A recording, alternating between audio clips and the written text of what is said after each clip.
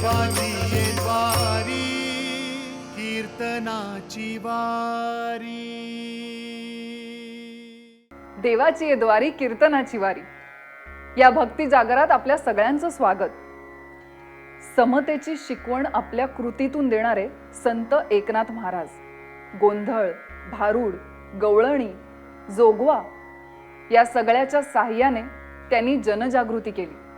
अंधश्रद्धेवर अनेक प्रहार केले.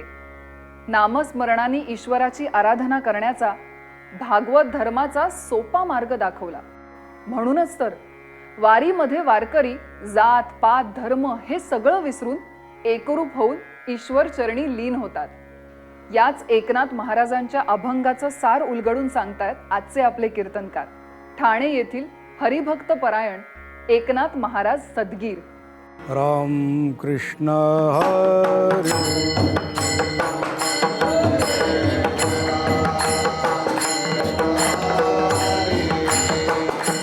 जय जय राम कृष्ण हरी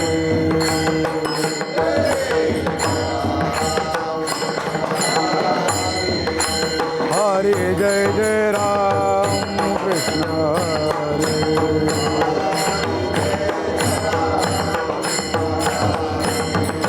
हरि जय जय राम कृष्ण हरे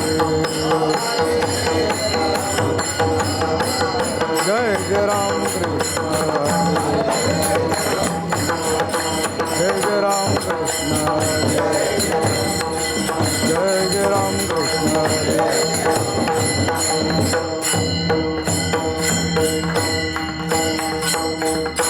दुर्बळाची कन्या समर्थाने केली.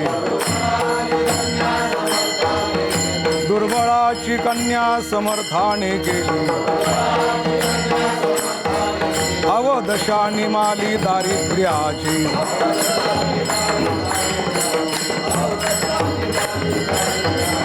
हरिकृपा होता भक्ता निगती दोंदे. हरिकृपा होता भक्ता निगती दोंदे. नाचती स्वानंदे हरी रंगी.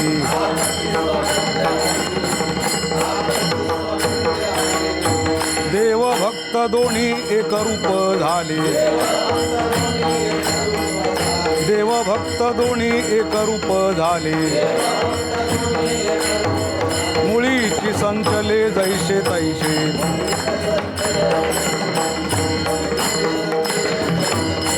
पाजळल्या ज्योती कापुराच्या वाती.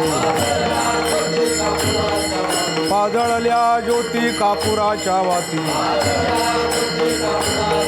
ओवाळीता आरती भेदन रे.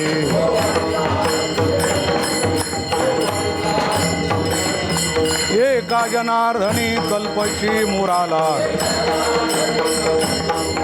एका जनार्दनी कल्पशी मुराला. तोची हरी झाला ब्रह्मरूप.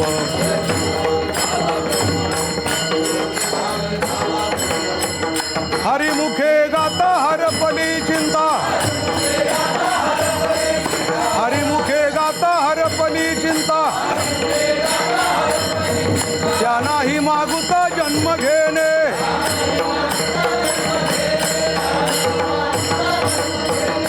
ढोबार कुमाये ढोबार कुमाये जय जय ढोबार कुमाये जय जय ढोबार कुमाये ढोबार कुमाये हरी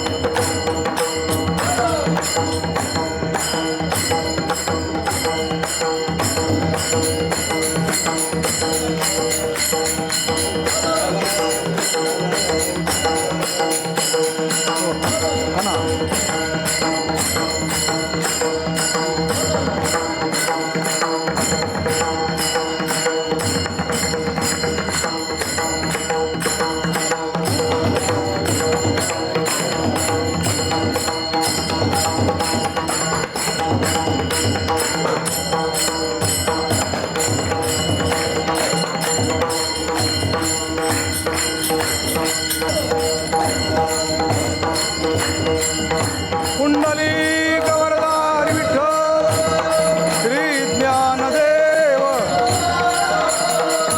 पंढरीनाथ भगवान माऊली ज्ञानेश्वर महाराज जगद्गुरु तुकाराम महाराज शांती ब्रह्म एकनाथ महाराज की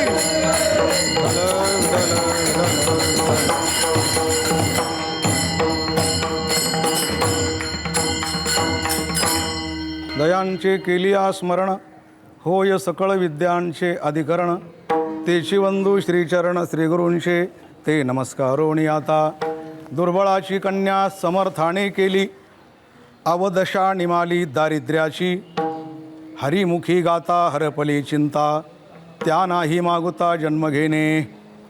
शांतीब्रह्म संत एकनाथ महाराज यांचा हरिपाठातील 5 चरणाचा सर्वांच्या परिचित अशा प्रकारचा अभंग आहे. दुर्बळाची कन्या समर्थाने केली हा दृष्टांत आहे. पण कशा करता जीवाची अवदशा जात नव्हती. योग याग जप तप तीर्थाटन आदी करून काही केल्या जीवाची अवदशा जात नव्हती आणि ती भक्तीच्या योगाने गेली. कशी गेली? ज्याप्रमाणे एखादी दुर्बळाची कन्या आणि जर श्रीमंताने सून म्हणून केली तर ती आता गरीब राहिलेली नाही. हा या अभंगाचा भावार्थ आहे, शब्दाशा अर्थ आहे. आजच्या हा कीर्तनाचा योग सुयोग जो प्राप्त झालेला आहे आपल्या सर्वांना फार चांगला योग आहे. विषय दिलेले आहेत भक्ती क्षेत्रातील माझे अनुभव, संतांना आलेले अनुभव. भक्ती सर्व साधनांपेक्षा कशी श्रेष्ठ आहे, त्याचबरोबर वारी पण जवळ आलेली आहे म्हणजे पंढरपूरची. भक्ती सर्व साधनामध्ये सर्वश्रेष्ठ कशी आहे हा आजच्या कीर्तनाचा प्रतिपाद्य विषय आहे. विठ्ठला विठ्ठला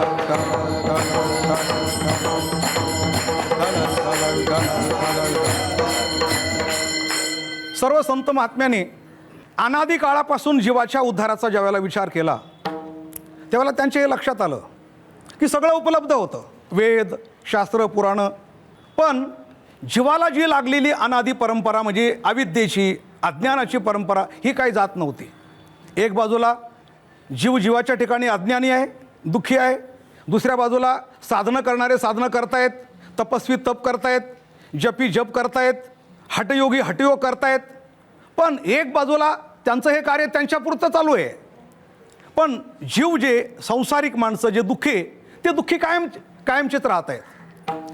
हा जोपर्यंत योग घडून येत नाही, कधी या विश्वामध्ये एक वर्ग सुखी आहे, आपापल्या पद्धतीने योग याग जप तप तीर्थाटनं करतोय आणि दुसरी माणसं दुःखी आहे, तर हे काही विश्वाला बरोबर योग्य नाही. संत हे सर्वांना बरोबर घेऊन ज्या वेळेला किंबहुना सर्व सुखी आणि पूर्ण होणी 3 लोके असं जोपर्यंत घडत नाही तोपर्यंत संत समाधानी नाही. तपश्चर्या तुकाराम महाराजांना करता आली असती, नाथ महाराजांना करता आली असती. एकनाथ महाराज आजच्या अभंगाचे करते एकनाथ महाराज तर तपाला बसले त्यांच्या गुरुच्या आणि आज्ञेनुसार. चरित्र असं सांगते की त्यांच्या अंगावर भला मोठा एक काळा सर्प आणि फणा धरून बसत होता.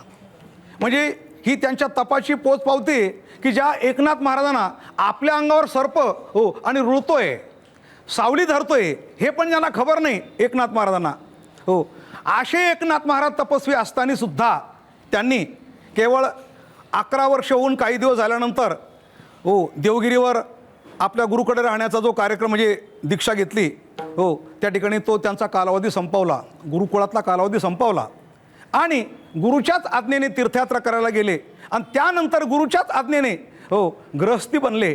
आणि गृहस्थी बनल्यानंतर ज्यावेळेला विश्वाचं अवलोकन केलं, जीव का दुःखी आहे, जीव का अज्ञानी राहिले, का बद्ध राहिले, यांची अवदशा का जात नाही. अवदशा म्हणजे काय? अवदशा म्हणजे मोठ्या माणसाला लहानपण येणं, अवदशा म्हणजे निरोगी माणसाला रोग येणं. माऊली म्हणतात ना, काय माऊली म्हणतात हो की राजा पराधीनू झाला शिव रोगे रुंधला हे ना, किंवा क्षत्रियारणी पळवणी जाणे कोण साहे लाजीरवाणे का वैधव्य पाचारणे महासतीचे. एखाद्या जर महासतीला एखाद्या महापतिव्रतेला जर विधवा म्हणून हाक मारली तर चालेल का? एखाद्या आजीला माझी म्हणून हाक मारली तर चालेल का? आजी म्हणजे आजीबाई नाही बरं का. जरा तुमचे चेहरे मला प्रसन्न दिसण्याकरता मला असं वाटतं, आजी म्हणजे आजीबाई नाही, तर आजी म्हणजे आत्ता सध्या आहे ते, आणि माझी म्हणजे होऊन गेले ते. जर एखाद्या आपण आत्ता सध्या पंतप्रधान पदावर असलेल्या किंवा आत्ता सध्या मुख्यमंत्री असलेल्या मुख्यमंत्र्याला जर आपण म्हणतो हे माजी मुख्यमंत्री, चालेल का? नाही ना. हो, व्यापकतेला संकुचित म्हणून हाक मारले चालेल का? मग आत्मा जर व्यापक आहे, सच्चिदानंद आहे, हो, आत्मा जर स्वयंसिद्ध आहे अशा प्रकारचा, हो, तर त्याला हा कलंक लागला कुठून? हो, ज्ञानवाराय म्हणतात त्या आत्म्याला, हो, जीवदशा नावाचा जो कलंक, जी उपाधी लागलेली आहे, अलग लक्षात, आत्मया जीवबुद्धी जे लागली होती क्षयव्याधी, ते जयाशिया सानिधी निरुधा कीजे. ती जीवाला लागलेली उपाधी, ती क्षयव्याधी, हो, ती जाण्याकरता संतांनी जे प्रयत्न केले, हो, आणि त्या प्रयत्नाचा एक भाग म्हणजे भक्ती. विठाला विठाला विठाला विठाला विठाला. हो, तुम्हाला बा जीवाची जीवदशा ही तर ज्ञानाने जाणार आहे, बरोबर आहे ना. नियम काय सांगतो? जे ज्याच्या अज्ञानाने भासतं ते त्याच्या ज्ञानाने निवृत्त होतं. विचारसागर असं म्हणतो, जे ज्याच्या अज्ञानाने भासतं ते त्याच्या ज्ञानाने निवृत्त होतं. उदाहरणार्थ, हो, रज्जूवर सर्पाचा भास का झाला? रज्जूचं अज्ञान, बरोबर आहे. रज्जूवर म्हणजे दोरीवर, दोरी कळते ना, रज्जू कळते ना, वेदांताची भाषा आहे सगळी. दोरीवर सर्पाचा भास का झाला? तर दोरीचं अज्ञान म्हणून भास झाला का दोरीचं ज्ञान म्हणून भास झाला? दोरीचं काय? अज्ञान आहे. हो, भासाची तीन कारणं सांगितली जातात. एक, रज्जू असावी. दुसरं, हो, तिच्याबद्दल अज्ञान असावं. आणि तिसरं, तिच्यावर अन्य वस्तूचा भास व्हावा. तीन कारणं. हो, रज्जू असावी, रज्जूबद्दल अज्ञान असावं आणि रज्जूवर सर्पाचा भास व्हावा. या तीन कारणाने रज्जूवर सर्पाचा भास होतो, बरोबर आहे की नाही? हो, मग आता रज्जूवर सर्पाचा भास झाला कशामुळे? हो, रज्जूच्या अज्ञानामुळे झाला. मग आता जर, हो, रज्जूच्या अज्ञानामुळे जर रज्जूवर सर्पाचा भास झाला तर सर्पभास जाण्याकरता, सर्पभास काढून टाकण्याकरता काय करावं लागेल? रज्जूचं ज्ञान करावं लागेल, बरोबर आहे की नाही? रज्जूचं ज्ञान झालं की सर्पभास गेला. विठाला विठाला विठाला विठाला विठाला. हो, जसा तुकाराम महाराजांचा गेला.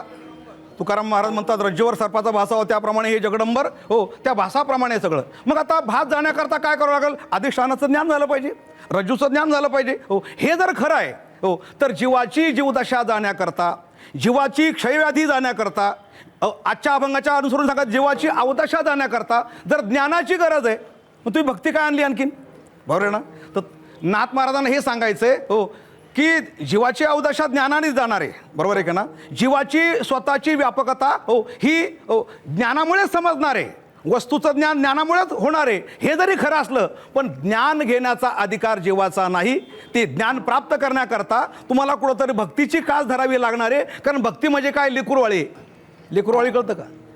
लेकुरवाळी म्हणजे काय?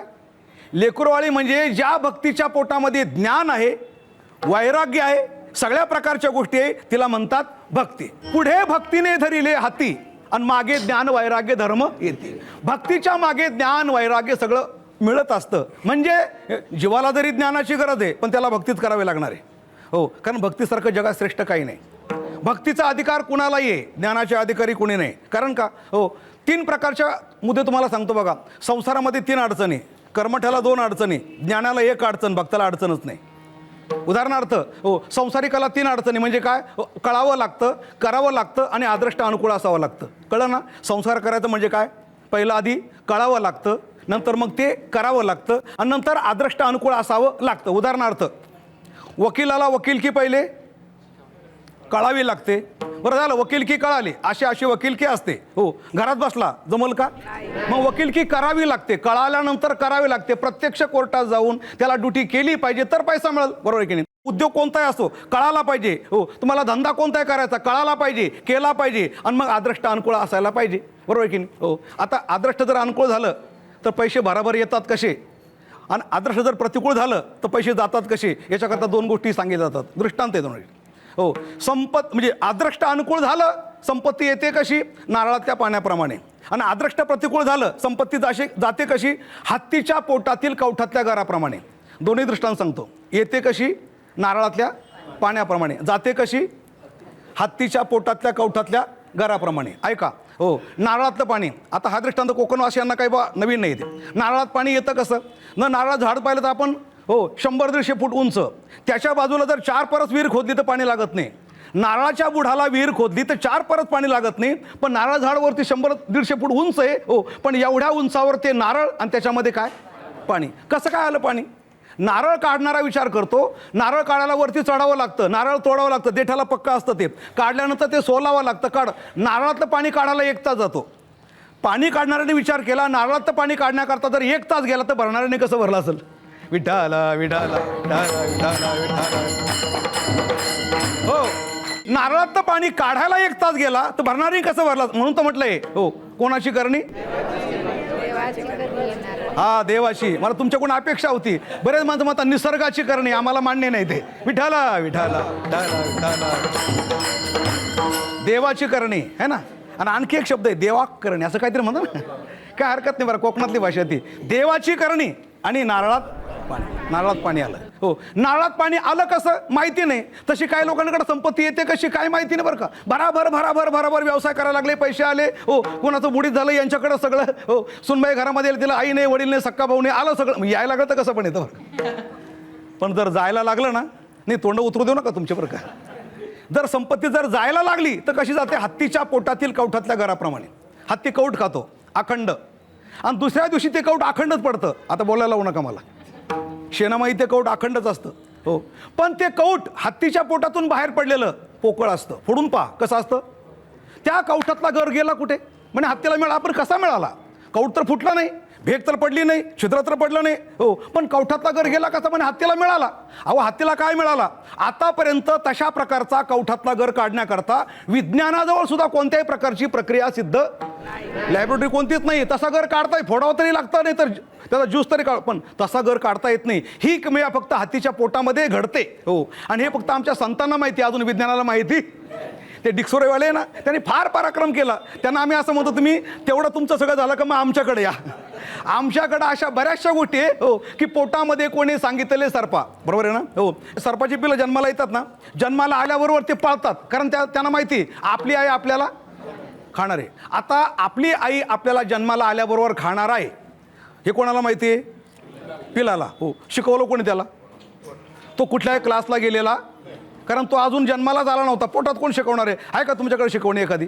हां, तुमच्याकडे अंगणवाडी असेल, पाळणावाडी असेल, पण हो उदरवाडी आहे का तुमच्याकडे एखादी? की उदरामध्ये शिकवण्याची हो, पण उदरामध्ये कोणी शिकवत नाही. पण तुकाराम महाराजमध्ये आमचा परमात्मा उदरामध्ये पण शिकवणार आहे. अलग लक्षामध्ये विठाला विठाला. तात्पर्य अशा विज्ञानाच्या बऱ्याचशा गोष्टी त्या अजून हो, संता व्यतिरिक्त कुणालाही माहिती नाही. विज्ञानवाद्यांना पण हे माहिती नाही अजून हो, की म्हणजे सर्पाचं कसं काय हो. त्याप्रमाणे मी कवठाबद्दल बोलत होतो. हत्तीच्या पोटात ही किमया घडते मात्र, ध्यान ठेवा. तात्पर्य मला पहिला दृष्टांत पूर्ण केला काय हो, की कळावं लागतं, करावं लागतं आणि अदृष्ट अनुकूळ असावं लागतं, याला म्हणतात संसार. आता दुसरं हो, कर्मठाला फक्त कळावं लागतं आणि करावं लागतं हो. यज्ञ करायचं, याज्ञिकाला फक्त यज्ञ कसा करायचा कळाला पाहिजे, आणि कळाला पाहिजे आणि केला पाहिजे. अदृष्टाचा विषय नाही. म्हणजे संसारिकाला 3 अडचणी, कर्मठाला 2 अडचणी, अज्ञानाला फक्त एकच अडचण काय? कळावं लागतं. आयम आत्मा ब्रह्म, कळालं, करायचं काहीच नाही हो. पण त्याला तरी एक अडचण आहे, कळावं तरी लागतं. पण भक्तांचं असं आहे, कळालं नाही तरी चालतं. विठ्ठला विठ्ठला हो. कळे न कळे ज्या धर्म, तुम्हा सांगतो रे वर्म, आणि माझ्या विठोबाचे नाम आट्टा असे. भगवंताचं नाम कळालं नाही आणि घेतलं, चालेल की नाही? चालणार हो. समजा गुळ हा गुळ आहे, हा गुळ आम्हाला माहिती नाही गुळ आहे, पण खाला हो, पण कसा लागल? कडू लागल. कारण का? अरे असं कुठं होईल का हो. समजलं तरी गोडच लागणार. अन्न समजता चुकून तोंडामध्ये गेला तरी त्याचा तो गुणधर्म आहे. भक्ती ही कळत करा, फल देणार. न कळत केला तरी फळ. अहो, हे सगळे आपण जर हो अनेक प्रकारचे भक्त पाहिले हो. चोराने पिंडीवर पाय दिला हो, त्याला काही पूजा करायची होती का? भगवंताने त्याचा उद्धार केला की नाही उद्धार हो. त्या घारीने फक्त हो, आणि पंखाचा फक्त हवा लागली त्या पिंडीला, तिचा पण उद्धार झाला. भक्ती कशी जरी केली हो, काय तुकोबाराय म्हणतात, अरे भक्तीच्या पुढं भगवंताला हो मांसही गोड लागतं, चर्मही गोड लागतात आणि हाडही गोड लागतात. विठाला विठाला.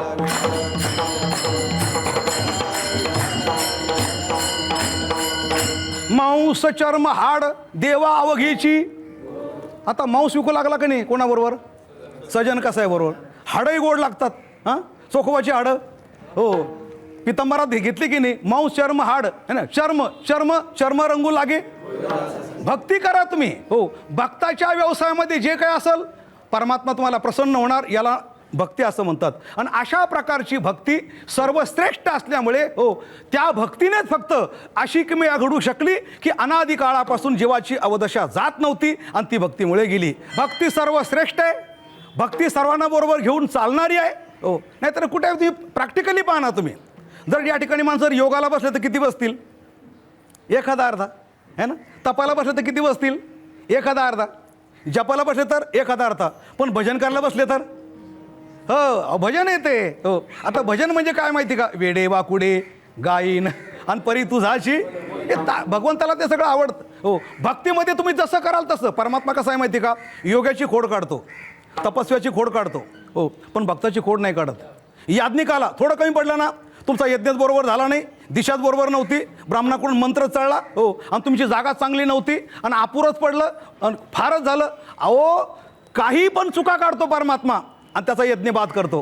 पण भक्त जर भजन करायला लागले ना, तुमचं छान चाललंय बरं का, ताल चांगला आहे, स्वर चांगला आहे, काही का चांगलं नसे ना, पण परमात्मा फक्त एकच पाहतो की यांचा भाव चांगला आहे. विठाला विठाला विठाला विठाला विठाला.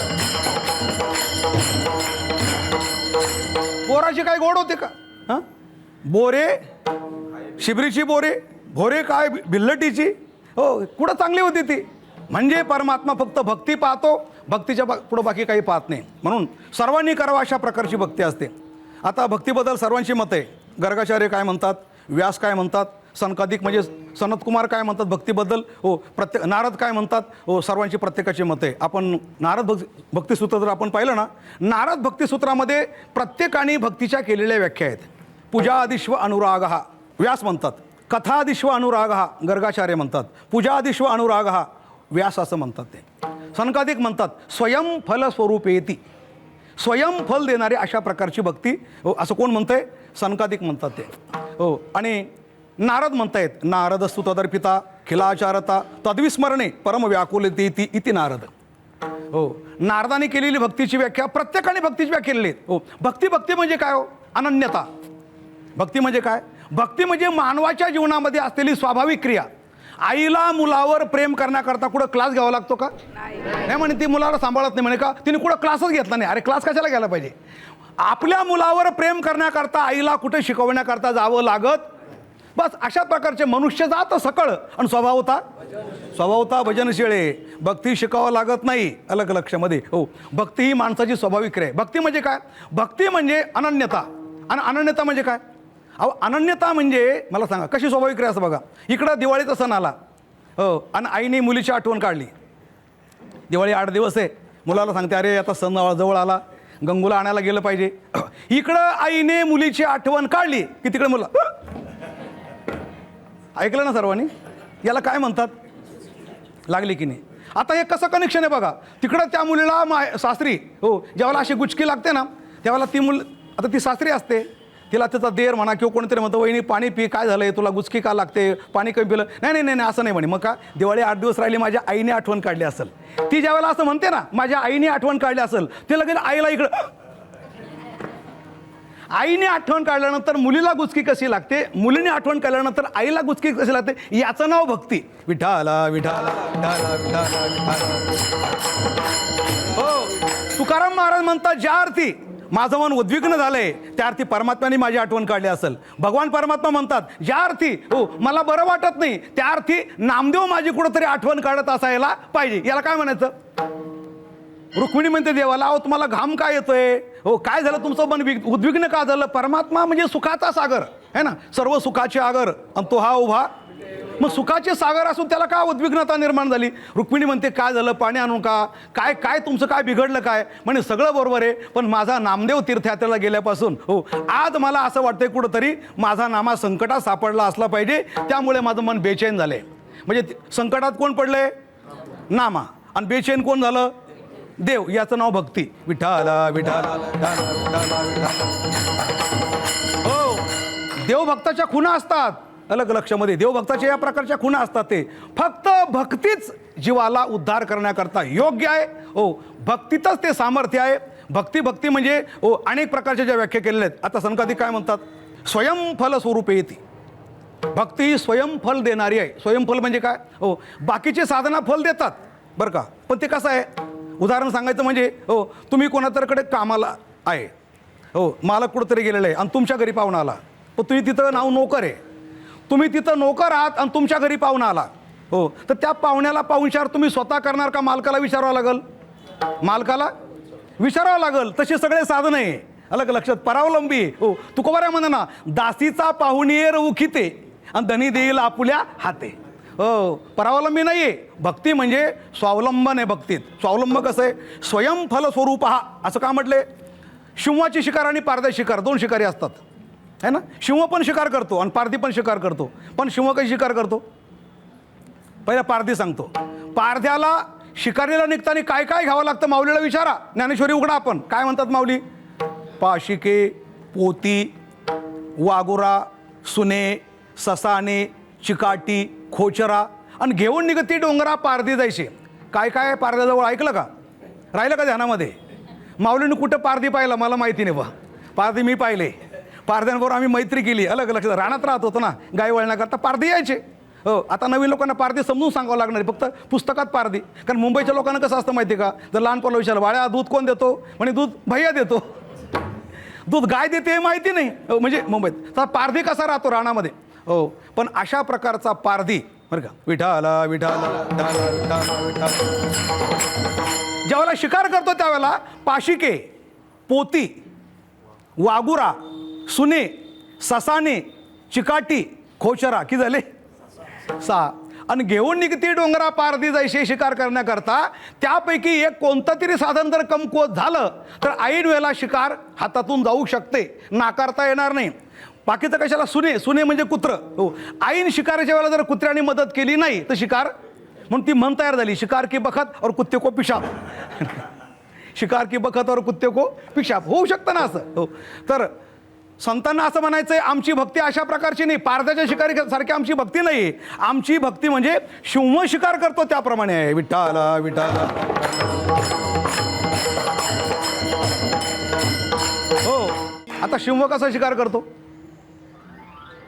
शिवाला पाशिके लागत नाही, पोते लागत नाही, काही लागत नाही, कुत्रा लागत नाही. त्याचा पंजा, त्याची ताकद, त्याचा जबडा. हो, फार जंप मारली की लगेच प्राणी पकडला. पण योग्य वेळेला पाहिजे तेव्हा. पोट भरलं की तो आपल्याकडे डुंकून पण पाहत नाही. भूक लागली त्याच वेळेला. हो, म्हणजे शिव जशी शिकार करतो तो पूर्णपणे स्वावलंबी. त्याला कोणत्याही प्रकारची बाकीच्या साधना हातात घ्याव्या लागत नाही. तसं भक्तीच्या बाबतीमध्ये आपण स्वावलंबी आहे. कसं स्वावलंबी आहे? संसाराच्या बाबतीमध्ये परावलंबी आहे. हो, काय करणार? करायचं होतं पण पैसा नाही. काय करणार? करायचं होतं पण नीट चालता येत नाही. काय करावं? करा तर शक्ती अपुरी पडते. पण भक्तीच्या बाबतीमध्ये आपल्याला भगवंतानी भक्तीसाठी जे जे काही लागतं ते भगवंताने आधीच दिलेलं आहे आपल्याला. विठाला विठाला विठाला विठाला विठाला. हो, परावलंबन आणि स्वावलंबन बरं का. हो, परावलंबी शिकारी आणि स्वावलंबी शिकारी. हो, संसार म्हणजे परावलंबी आपल्याला. हो, म्हणजे आपण येताना संसाराची कोणती सामुग्री बरोबर घेऊन आलेलो नाही, हे तर खरं आहे ना. हो, का जन्माला येताना कोणी एखादा संसारिक येताना घर बरोबर घेऊन आला, बायको बरोबर घेऊन आला, पोरं बरोबर घेऊन आला, पैसे, असं काहीच नाही. आल्यानंतर घर, आल्यानंतर पैसा, आल्यानंतर पत्नी, सगळं. पण जन्माला येताना आपण परमार्थाची सामुग्री मात्र बरोबर आणलेली. हो, देवाला पाहण्याकरता डोळे आणलेले आहेत. सो पायवारीला चालण्याकरता पाय, जवळ आली पायवारी. आता पायवारी चालण्याकरता पाय बरोबर आणलेले आहेत. टाळी वाजवण्याकरता हात बरोबर आणले. मग वाजवा की विठाला. असलेल्या भांडवलात करता येतो त्याचं नाव परमार्थ, आणि नसलेलं आणावं लागतं त्याचं नाव संसार. परमार्थासाठी आपण आणलेलं सर्व भांडवल, डोळे, कान, हात, पाय, मुख, सर्व इंद्रिय, आता त्याचा दुरुपयोग लोक करत असतील. हो, डोळे आणलेत भक्ती करता, देवाला पाहण्याकरता. आता लोक टी व्ही पाहत बसले, नको ते पाहतात. हो, खरं म्हणजे दुरुपयोग. आपल्याला हे मिळालं कशा करता हे कळालं पाहिजे आपल्याला. हो, असं कोण म्हणतंय? आत्माराम पंत आणि जिवाजी पंताला. आपण जिवाजी पंत आहे सगळे. आत्माराम पंताने एक पत्र पाठवलंय, मिळालं का तुम्हाला? नाही मिळालं ना? सांगतो जरा, टाळी वाजवा. विठाला. हो, दिलेल्या इंद्रियांचा जर आपण गैरवापर केला, जसं बाप मुलाला पत्र देतो, भांडवल दिलं होतं, नीट सांभाळ, भलत्या ठिकाणी खर्च करू नको, तसा आत्माराम पंत आतमध्ये जो असलेला तो आपल्याला, म्हणजे जिवाजी पंतांना काय पत्र लिहितो ऐका. हो, पत्र. चिरंजीव जिवाजी पंत ठाणेदार, वास्तविक देहपूर, यासी आत्माराम पंत यांचा आशीर्वाद. पत्रास कारण तुम्हास सनद 100 वर्षाची देऊन देहगावी रवाना केले. कलम तपशील गावाची आबादी करावी, काम क्रोध हे रयत्यांचे ऐकू नये, सदा स्वधर्मी भजनी पूजनी आदर करणे ही कलमे कबूल करून आपणा देहगावी रवाना केले. परंतु तुम्ही त्यास न अनुसरून वाईट वागणुकीचा रस्ता काढला, तो तुम्हास परिणामी बाधक होईल. सावध राहणे, एका जनार्दना शरण जाणे हे आशीर्वाद पत्र. विठाला विठाला विठाला विठाला विठाला. पत्र संपूर्ण ऐकलं आपण. हो, तुम्हा सनद 100 वर्षाची देऊन, काय दिली सनद आपल्याला? 100 वर्षाची सनद भक्ती करता दिलेली ती. हो, आपल्याला टी व्ही पाहत बसण्याकरता नाही. हो, जा सासरवाडीला जा मिळवली आणण्याकरता, याच्याकरता नाही दिली आपल्याला. कुठंतरी भटकत फिरता नाही. नाही, कशा करता मिळाला आपल्याला? भगवंताच्या प्राप्तीकरता. बाकी संसाराकरता सगळं आहे ना. या जन्मामध्ये संसारात जर तुमची कसर राहून गेली की संसार करता आला नाही, संसार करता आला नाही, तर ही संसाराची कसर तुम्हाला कोणत्याही जन्मात काढता येईल. समजा एखाद्याला मुलंबाळं झाले नाही, हो, एक केली नाही झाले, दुसरी केली नाही झाले, तिसरी केली नाही झाले, बाकी तुम्ही पुढं म्हणून घ्या सगळं काय. पण हो, म्हणजे 3 बायका झाल्या परंतु मुलबाळ काही झालं नाही, मुलबाळ काही झालं नाही असं म्हणता म्हणता जर तुम्हाला मरण आलं आणि तशी वासना शिल्लक राहिली, तर ती कसर तुम्हाला कोणत्या जन्मामध्ये भरून काढता येईल. म्हणजे त्या प्रकारचे जन्म तुम्हाला मिळतील. आणि असे जन्म तुम्हाला मिळतील की एक टायमाला 12-12 होतील.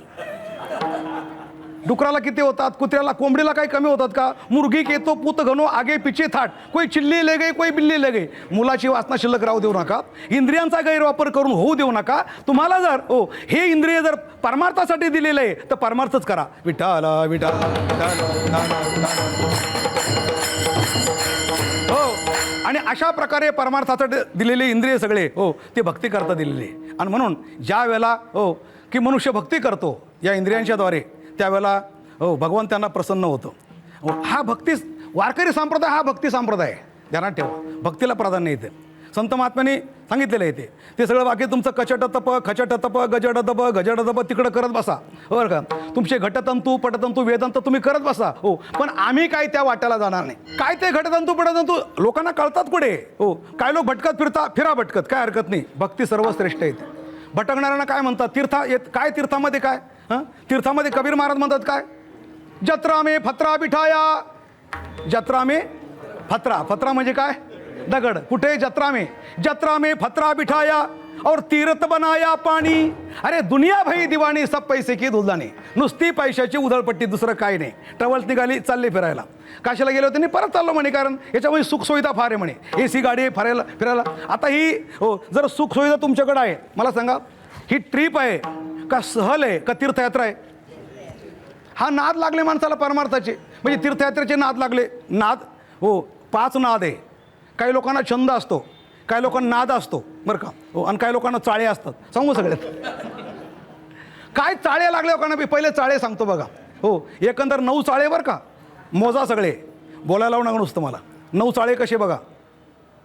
हटकर कुणबी वाट मोडी रिकामा ब्राह्मण करीतो चाडी, गोळविन शिंपी बोटे चाटी, प्रेमीन तेली क्षेमदी लाटी, जिताची कोष्टी घातला खाचे, प्रेमे विन कुंभार नाचे, लोहार हिबे विन तापे, सोनारा लागले धापे, नामा म्हणे या तिचे चाळेन दुखणे विन परीट किळे. हे झाले सगळे 9. म्हणा की 9, आता काय हरकत आहे. 9 झाले. पहिला चाळा कोणता? ऐकलंच नाही, असंच चाललंय ते. तुम्ही विसरता, हेच आमचं भांडवल आहे. हो, ध्यानात ठेवा. हो, श्रोते सगळे विसरून जातात, अलग लक्षात. म्हणून कीर्तनकारांचं बरं चाललंय. जर श्रोत्यानं जर ध्यानात ठेवलं, महाराज हे झालं, पुढं सांगा, कीर्तनकाराची पंचायत होईल. त्याचबरोबर पुढं आणखीन नाद आहे. नाद 5 नाद. चटपट चटपट, खटपट खटपट, फटफट फटफट, लटपट लटपट आणि तळमळ तळमळ. विश्लेषण केलं तर वेळ देईल आपला. पण अशा प्रकारचे छंद, अशा प्रकारचे नाद संतांना मान्य नाही. हो, तुका म्हणे छंद आम्हा हरीच्या दासा निंद्य. निंदे म्हणतात. त्यापेक्षा भक्ती मार्ग सर्वश्रेष्ठ आहे. आणि अशा भक्तीच्या माध्यमातून सर्व जगाला हो स्वतःकडं आकर्षित करणारे संत महात्मे हो आणि सर्वश्रेष्ठ ठरले. योगापेक्षा तपस्व्यांपेक्षा सर्वश्रेष्ठ ठरले. म्हणून संत वाङ्मय आज आपलं एवढं प्रिय झालेले आहे. ते नाथ महाराज भक्ती किती श्रेष्ठ आहे हे सांगत असताना पहिल्या शरणात सांगतात की दुर्बळाची कन्या समर्थाने केली आणि अवदशा निमाली दरिद्र्याशी. भक्ती सर्वश्रेष्ठ आहे. कशी अवदशा निमाली? भक्तीच्या योगाने भगवंताची प्राप्ती झाली. हरी कृपा होता भक्ता निगती दोंदे आणि नाचती स्वानंदे हरिरंगी. म्हणजे असं कुठं नाही हो परमात्मा स्वतः हो एखाद्या तपस्व्याच्या घरी कुठं राबला असं कुठं पाहायला मिळत नाही. परमात्मा एखाद्या हो योग्याच्या घरी अजिबात नाही, पण भक्तांच्या घरी भक्तीच्याद्वारे कुणाच्या घरी हो आणि गोऱ्या विचू लागला असेल, कुणाला विनीफणी करू लागला असेल, हो अनेक प्रकारचे कार्य करतो. हे हरिकृपा होता भक्ताने गती. भक्त बी हो स्वानंदाने भक्तीच्याच मुळे झाला, भगवंताची कृपा झाली. हो किती एकरूपता, किती एकरूपता, तर देव भक्त दोन्ही एकरूप झाले. मुळीची संचले जैसे तैसे. भक्तीच्या द्वारे देव आणि भक्त यांच्यामध्ये किती ऐक्य निर्माण झालं याचं सर्वात मोठं उदाहरण म्हणजे लाजले गे मायाता कवना ओवाळू. काकडा चालू होता. रुक्मिणी आईसाहेब आल्या, मंदिरामध्ये आल्या आणि काकडा चालू होता. नामदेवराय म्हणायचे, आईसाहेब चला तर खरं, काय चातुर्मास चाललाय, काय काकडा चाललाय बघा म्हणे. इतका जोरात काकडा चाललेला आहे हो की पार माणसं देवान विवर्जित होतात. आल्या रुक्मिणी आईसाहेब पार शेवटी बरं का. हो मंदिरात प्रवेश केला आणि असं वाटतं आता आपल्या पतीला आपण ओवाळायचं. पण ज्यावेळेला ओवाळण्याकरता स्वतः रुक्मिणी हातात ताट घेऊन उभी आहे आणि पाया लागली. देव आणि भक्त सारखे दिसतात, सगळे चतुर्भुज, सर्वे दिव्य. हो लक्ष ती विचार करते, मी आता ओवाळायचं कोणाला. हो रुक्मिणीला स्वतःला आपला पती ओळखता आला नाही असं कोण म्हणतंय, नामदेवराय म्हणतात. लाजली ती. लाजले गे मायाता कवना ओवाळू. आणि जिकडे पाये तिकडे चतुर्भुज गोपाळू. सगळा अभंग पाहून घ्या. शेवटी नामदेवराय जवळ आले. आईसाहेब काय झालं, ओवाळा ना. अरे नामदेवा बरं झालं तू जवळ आला. हो आता एवढ्या मोठ्या माणसामध्ये असं मी काय म्हणू, मला नवरा ओळखू येत नाही असं म्हणू का, बरं झालं तू जवळ आला. अरे नामदेवा मला ओळखायलाच येईना, सगळे भक्त सगळे पांडुरंगासारखे दिसतात. हो मग नामदेवराय म्हणतात, आई साहेब ही तर आहे भक्तीची किमया, आणि म्हणून तुम्हाला म्हणत होतो पहिल्यापासून येत जा, तुम्ही आत्ताशी आले. काकडा पहिल्यापासून करायचं असतं, तुम्ही आत्ताशी आले अर्धवट काय करणार म्हणे. बरं आता कोण सांगतो काय. हो सगळे भक्त जरी पांडुरंगासारखे दिसत असले तरी सगळ्या भक्तांच्या गळ्यामध्ये वैजयंती माळा आहे का, नाही ना. हो सगळ्या भक्तांच्या हो छातीवरती खूण आहे का, नाही ना. हो मग ज्याच्या वैजयंती माळा हो आणि श्रीवत्सलाचन हे ज्याच्या छातीवर आहे तो परमात्मा. विठाला विठाला.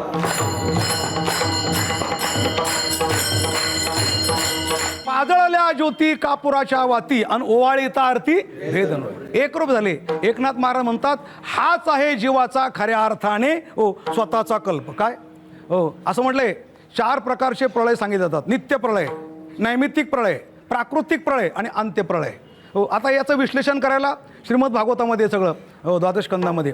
पण आपला व्यक्तिगत प्रळय कशाला म्हणतात, ज्या दिवशी जीव परमात्मा दोघांचं ऐक्य हो कोणत्याही प्रकारचा भेद राहत नाही त्याला म्हणतात एका जनार्दनी कल्पची मुराला. हो अंतोषी हरी झाला ब्रह्मरूप विठोबा रखुमाई. जय जय विठोबा रखुमाई. जय जय विठोबा रखुमाई.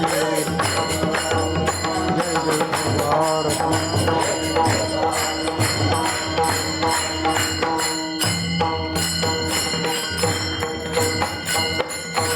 सर्वश्रेष्ठ भक्ती कशी याचं प्रतिपादन या 5 शरणाच्या अभंगात आपण पाहिलं. शांतीब्रह्म नाथ महाराजांचा हा हरिपाठ अतिशय उत्कृष्ट आहे. संतवाङ्मयाचा तो एक भाग आहे. नाथ महाराजांनी जे काही प्रचंड संतवाङ्मय तयार केलं, भारुड आहे, शुकाष्टक टीका आहे, चिरंजीव पद आहे, हो अनेक प्रकारचे अभंग आहे नाथ महाराजांचे.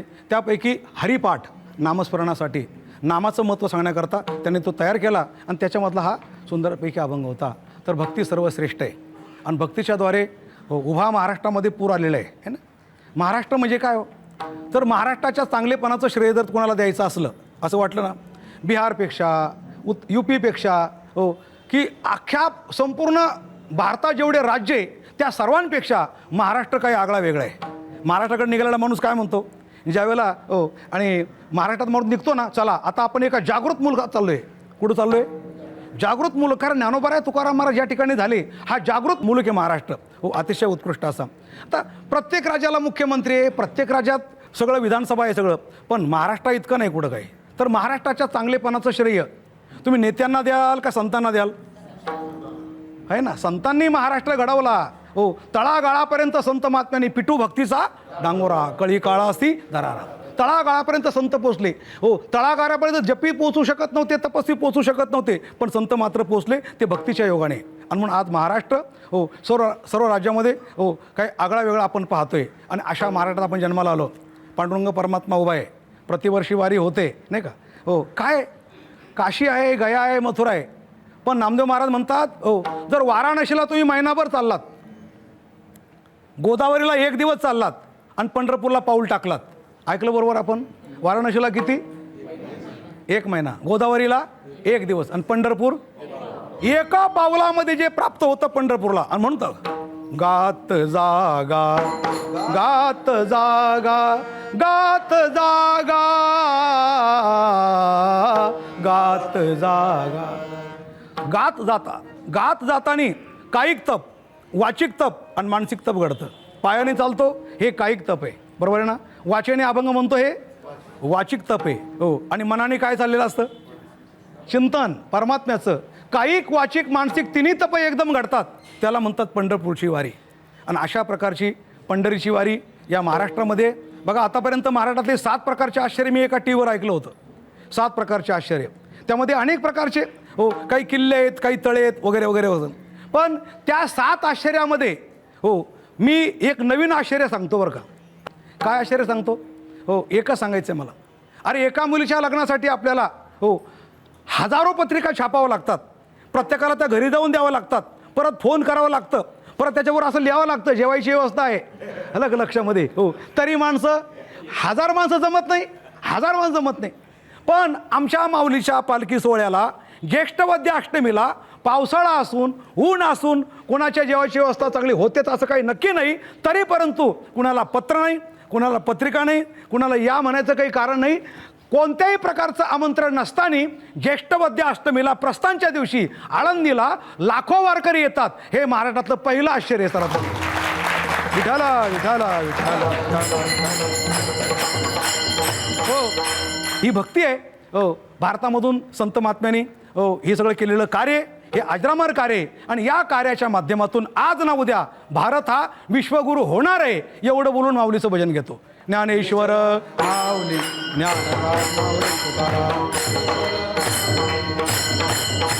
ज्ञानेश्वर माऊली ज्ञानराज माऊली तुकाराम. ज्ञानेश्वर माऊली ज्ञानराज माऊली तुकाराम.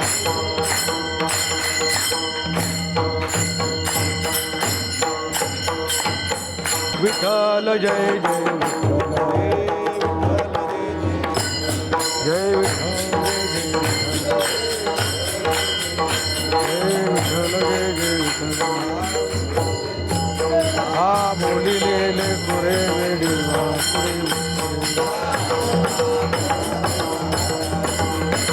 हा नाही चारिला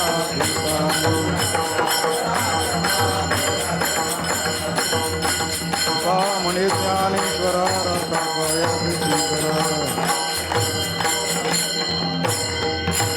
ज्ञानदेव तुका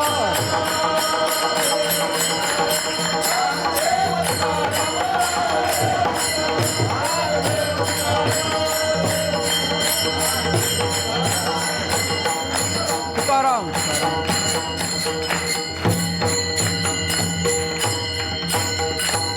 कुंडलिक वरदान श्री ज्ञानदेव पंढरीनाथ भगवान माऊली ज्ञानेश्वर महाराज जगद्गुरु तुकाराम महाराज शांती ब्रह्म एकनाथ महाराज की जय.